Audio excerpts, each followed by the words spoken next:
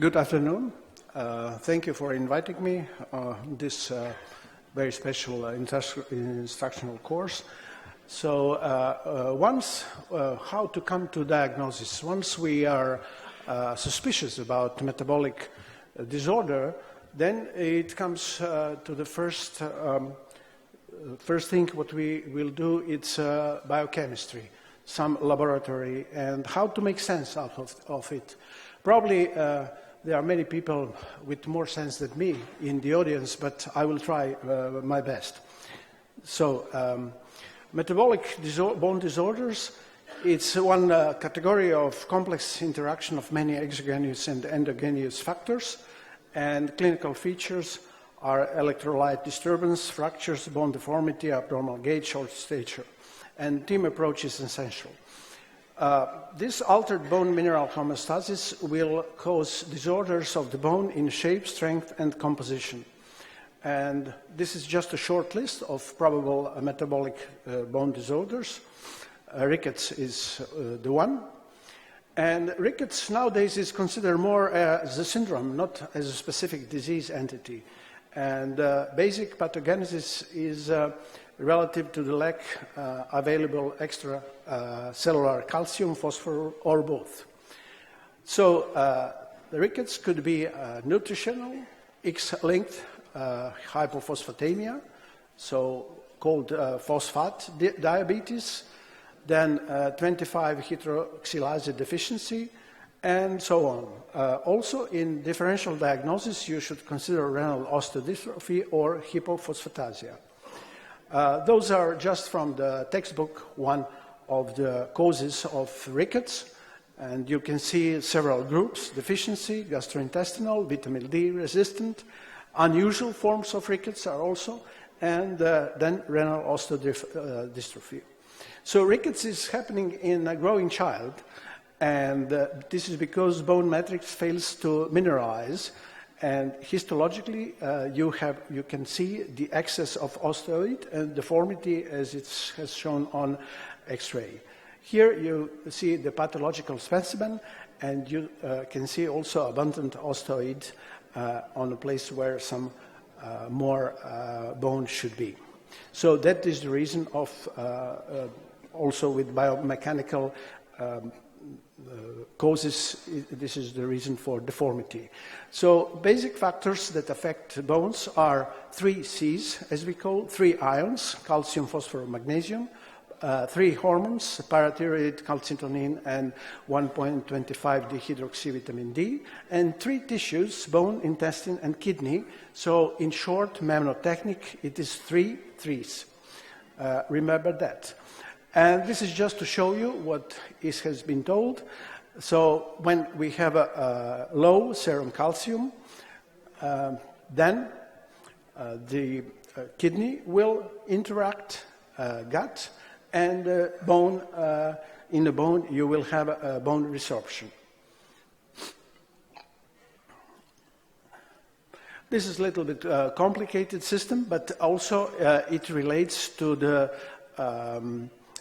vitamin D, which is stored in the skin and is formed by influence of ultraviolet light.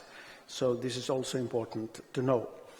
Then again, you must have some ingestion of vitamin D in the food, and this is conversion in the liver. So liver as a tissue is also involved in this homeostasis.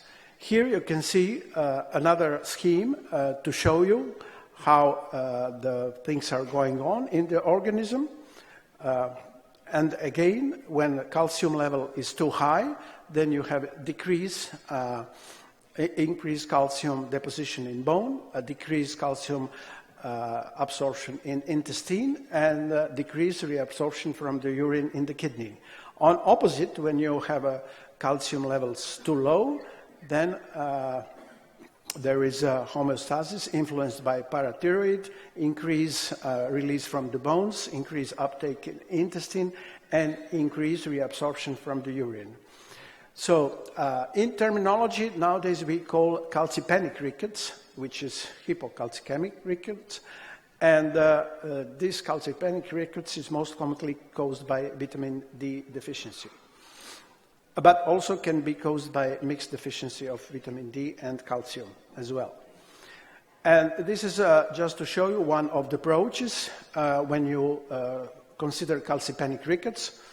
Then you have to check the levels of 25 hydroxy vitamin D. Is it low or normal? If it is normal, then you check the levels of 1.25 dihydroxy vitamin D, and then you follow this flow chart to find the diagnosis.